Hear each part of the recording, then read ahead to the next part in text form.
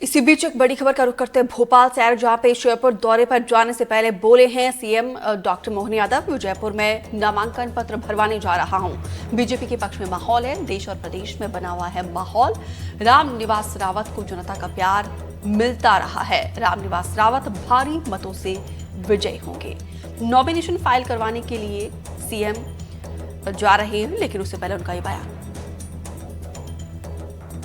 आज मुझे इस बात की प्रसन्नता कि हमारे अपने विजयपुर श्योपुर ज़िले के अंतर्गत चुनाव है, जहां मैं फॉर्म भरने जा रहा हूं। हमारे साथ हमारे यशस्वी अध्यक्ष श्रीमान बी डी शर्मा जी, हमारे संगठन महामंत्री हितानंद जी, हमारे भाजपा के सभी वरिष्ठ नेतागण, हमारे वहाँ के प्रभारी मंत्री, सबके साथ आज हम फॉर्म भराएंगे। और जिस प्रकार का वातावरण चल रहा है भारतीय जनता पार्टी के पक्ष में, पूरे देश में और प्रदेश में माहौल बना हुआ है।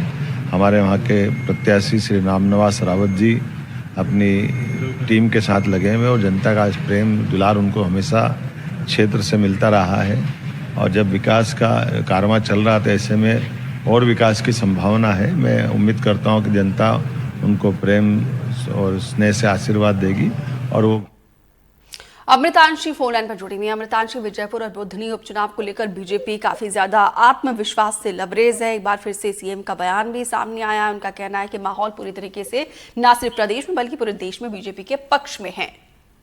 बिल्कुल, देखिए कॉन्फिडेंट बीजेपी है और क्यों भी ना हो, क्योंकि जिस तरह से विधानसभा चुनाव में एक अच्छी जीत हासिल की, उसके बाद लोकसभा चुनाव में 29 सीटें बीजेपी ने जीती है। और हाल ही में अभी जिस तरह से पूरे देश भर में जो है खासतौर से हरियाणा में बीजेपी को जीत मिली है और उपचुनावों की घोषणा के बाद बीजेपी देखिए कॉन्फिडेंट है। उनको बिल्कुल जाहिर तौर पर इस बात को लेकर हम कह सकते हैं कि एक विश्वास है कि जनता उनको वोट देगी, क्योंकि बीजेपी देखिए जाहिर तौर पर मुख्यमंत्री ने जो कहा, उनका कहना है कि वो अपनी योजनाओं के आधार पर और जो काम के आधार पर जो है वो लोगों के बीच में जाते हैं।